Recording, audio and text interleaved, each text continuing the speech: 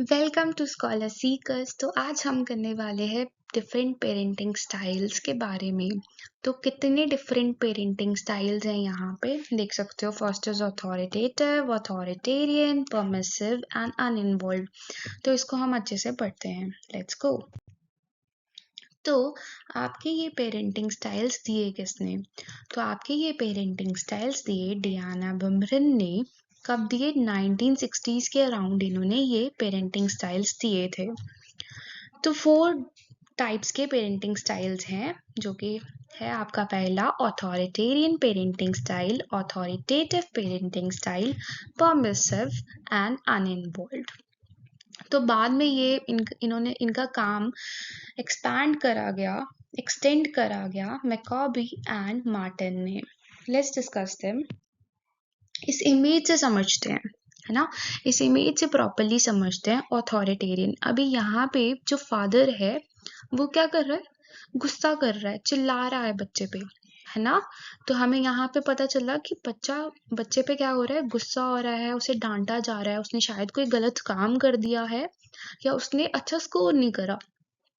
तो यहाँ अथॉरिटेरियन आपका होता है जिसमें स्ट्रिक्ट रूल्स यूज किए जाते हैं। वेयर एज अथॉरिटेटिव में हम देख रहे हैं मदर बहुत ही अच्छे से अपनी बच्ची को क्या कर रही है? सपोर्ट दे रही है और वो भी हैप्पी है। यहाँ देख रहे हो, यहाँ सैड है। अथॉरिटेटिव में हैप्पी है, अथॉरिटेरियन में सैड है। ठीक है, सपोर्ट कर रही है, कुछ समझा रही है, पॉजिटिव रिलेशन बिल्डअप कर रही है ना। अगर वैसे ही हम परमिसिव में देखते हैं, यहाँ वो करने दे रही है, मदर लेट कर रही है कि तुम जो मर्जी करो, है ना। बच्चे भाग रहे हैं रूम में, आराम से लड़ रहे हैं, झगड़ रहे हैं, but they are happy here. Let's see कि सच में हैप्पी होते हैं। तो अनइन्वॉल्व में क्या होता है? फादर इज वॉचिंग टीवी, यहाँ टीवी देख रहा है और बच्चा अपना ही अलग में, अपने ही में मस्त है, अपने में ही खेल रहा है ना। तो फादर टीवी देख रहा है, तो इन्वॉल्वमेंट नहीं है यहाँ पे। अगर मैं बात करती हूँ कि अगर आपको डिफरेंस यहाँ इसमें क्वेश्चंस में मुश्किल हो रहा है कि हम इन दोनों में कैसे डिफरेंशिएट करें, क्योंकि इतना सारा सिलेबस है, कैसे करोगे? तो कैसे करोगे? आपका अथॉरिटेरियन आपका ऑटोक्रेटिक भी होता है, मतलब ये भी बोलते हैं इसको ऑटोक्रेटिक। ऑटोक्रेटिक क्या होता है? जिसमें आपके पेरेंट्स क्या करते हैं? स्ट्रिक्ट रूल्स सेट कर देते हैं और बहुत ही बड़ी बड़ी एक्सपेक्टेशंस रखते हैं तुमसे। ठीक है, तो हम ऑटोक्रेटिक है, ए है, इसके आगे क्या लगाएंगे? एन लगाते हैं, तो वहां से हमें क्लियर हो जाएगा an autocratic, right. Strict rules बनाना। और यहाँ है अथॉरिटेटिव, ये होता है डेमोक्रेटिक, आपको सपोर्ट भी करेंगे और आप जो मर्जी भी कर सकते हो। आई होप अब मैंने आपको बहुत इजी तरह से आपको डिफरेंशिएट हो गया होगा चीजें। ठीक है, अब उसके बाद हम थोड़ा इनके पेरेंटिंग स्टाइल्स को और पढ़ लेते हैं। ठीक है, ये दोनों चीजें अच्छे से देख लेते हैं। तो ये कैसे होती है? हाई एक्सपेक्टेशन रखना पर रिस्पॉन्सिबिलिटी नहीं लेते हैं ये। ठीक है, डरा के काम कराना। ठीक है, डरा के। मैं आप जैसे आजकल इंडियन पेरेंट्स भी ऐसे ही हैं, 99% नहीं आए तो बेटा आपको कुछ नहीं मिलेगा, आपको थप्पड़ मिलेंगे, है ना। बेल्ट रखी है घर पे। फिर यहाँ पे बच्चों को पनिश भी किया जाता है और कंट्रोलिंग होते हैं बहुत ही ज्यादा, ये चिल्लाना, बहुत ज्यादा पनिशमेंट देना, मार कुटाई से काम करवाना। तो ये आपका अथॉरिटेरियन पेरेंटिंग स्टाइल है। उसके बाद है अथॉरिटेटिव पेरेंटिंग। ऐसा होता है, यहाँ पे पेरेंट का कैसा स्टाइल है? ये भी रूल सेट करते हैं बट ये प्यार से कराते हैं काम, है ना, अच्छे से। एक्सपेक्टेशंस भी यहाँ पे हाई होती है, सपोर्ट भी करते हैं। जो बच्चा अगर कुछ किसी रोल कर रहा है, कुछ भी कर रहा है, तो उसमें वो सपोर्ट करेंगे उसको। ठीक है, आउटकम हम लास्ट में करते हैं, मैंने अलग से इसके लिए स्लाइड बनाई है, तो वहां सबके करेंगे। तो यहाँ देखो, अब आपका यहाँ पे चिल्ड्रन कैसे होंगे, ऐसे हमने पेरेंट्स का स्टाइल पढ़ लिया कि एक में इन्वॉल्व ही नहीं हो रहे हैं, एक में बड़े ज़्यादा स्ट्रिक्ट रूल्स कर रहे हैं और एक में सपोर्ट भी कर रहा है, एक में कुछ भी करने दे रहे हैं, है ना। अब बच्चा का आउटकम क्या आएगा अगर ऐसी पेरेंटिंग स्टाइल हम लेके चलेंगे। तो अगर तो हमने AN वाला यूज करा तो चिल्ड्रन कैसे होंगे, उनके कम मार्क्स आएंगे और वो उनका सेल्फ एस्टीम भी कम हो जाएगा, सेल्फ कॉन्फिडेंट नहीं रहेंगे, है ना।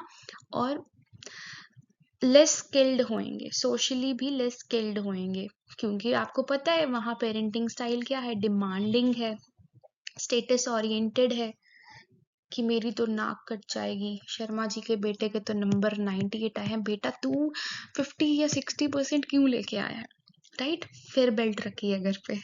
फिर उसके बाद जो टिव वाला है ना, अथॉरिटेटिव वाला है, उसमें क्या है, हायर ग्रेड्स आते हैं।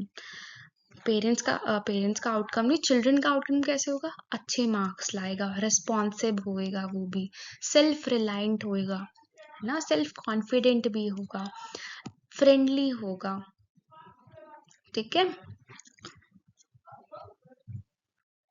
उसके बाद हम चिल्ड्रन परमिसिव, जो कि कुछ भी करने देना है, परमिट दे रहा है, परमिशन दे रहा है ना, परमिट कर रहा है, करो कुछ मर्जी करो, मतलब यहाँ सपोर्टिंग तो है ही है, बट यहाँ क्या कमी रहेगी। Indulgent permissive parents have low grades, यहाँ ग्रेड्स भी कम है, मतलब कुछ भी करने दे रहे हैं, पर वो बच्चे बहुत ही ज्यादा क्या होते हैं, इम्पल्सिव होते हैं।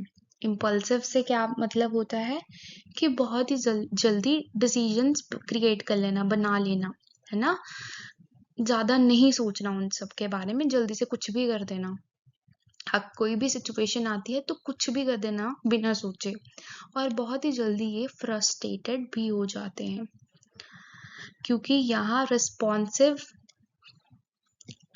as their parents are more responsive than demanding, यहाँ कोई डिमांड नहीं है, बस रिस्पॉन्सिव है, बट कुछ डिमांड नहीं रखी है। Non traditional and extremely lenient होते हैं, letting them do whatever they want to do, okay।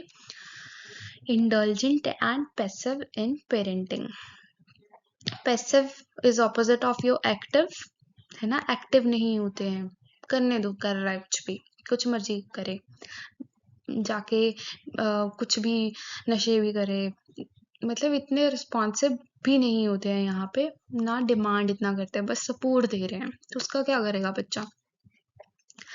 Children with indifferent and क्या बोलेंगे, अनइन्वॉल्व पेरेंट्स भी बोलेंगे। यहाँ जो बच्चा होता है वो लो सेल्फ एस्टीम होता है, इम्पल्सिव होता है, अग्रेसिव होता है, और क्या होता है, मूडी होता है, ठीक है। अब बच्चा, पेरेंट्स तो देखो यहाँ पे इमेज में देखो, मदर इस में भी रीडिंग या खुद को देख रही है, और यहाँ बच्चा कुछ भी कर रहा है ना। Parents are low in both, responsive में भी, डिमांडिंग में भी। यहाँ डिमांड नहीं है, रिस्पॉन्सिव है, ठीक है। Does not meet the child and adolescent, मतलब उनकी नीड्स भी पूरी नहीं कर रहे हैं वो तो यहाँ प्रॉपर डिफरेंशिएट करा है आपका, ये रिस्ट्रिक्ट वाला है ना, ये आपका रिस्ट्रिक्ट वाला है, और ये आपका सपोर्टिव वाला है। तो यहाँ हाई डिमांड सेट है, यहाँ नीचे वाले ये जो दो लोअर वाले हैं यहाँ लो डिमांड्स है, ठीक है। और हम यहाँ देखेंगे ये साइड वाले लेस रिस्पॉन्सिव है, राइट, और यहाँ परमिसिव वाले रिस्पॉन्सिव है बट लो डिमांडिंग है। आपको ये समझने पड़ेंगे।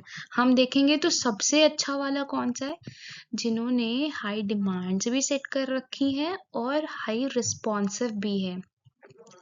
आई होप अब आपको लास्ट में आके कुछ सेंस बन रही है, राइट। अथॉरिटेरियन वाले में स्ट्रिक्ट सिर्फ डिमांड ही डिमांड है, सपोर्ट इज जीरो, है ना, डिमांड ही डिमांड है, सपोर्ट जीरो करेंगे।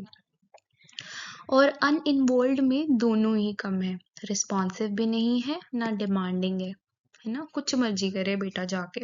परमिसिव में रिस्पॉन्सिव है but they are letting them, कोई डिमांड सेट नहीं करी है, तो हाई डिमांड्स भी होनी चाहिए और रिस्पॉन्सिव भी होनी चाहिए।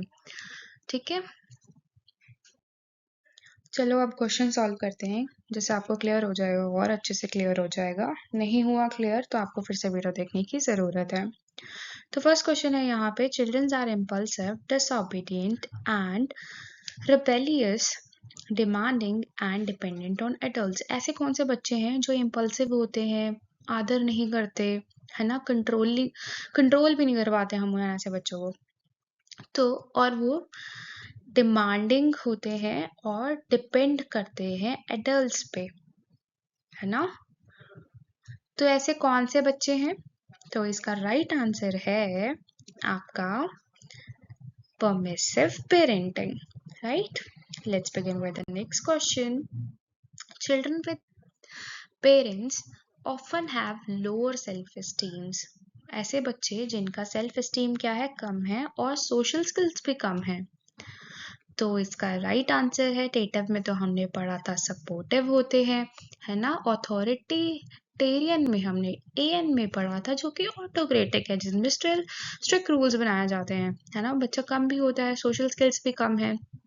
और इंडल्जेंट एंड परमिसिव में पढ़ा था कि बच्चा कैसे होता है, they are letting them do whatever they want, but वो डिमांडिंग नहीं होते हैं, है ना। इसमें क्या है, इसमें दोनों ही नहीं होते, ना रिस्पॉन्सिव होते हैं ना डिमांडिंग होते हैं।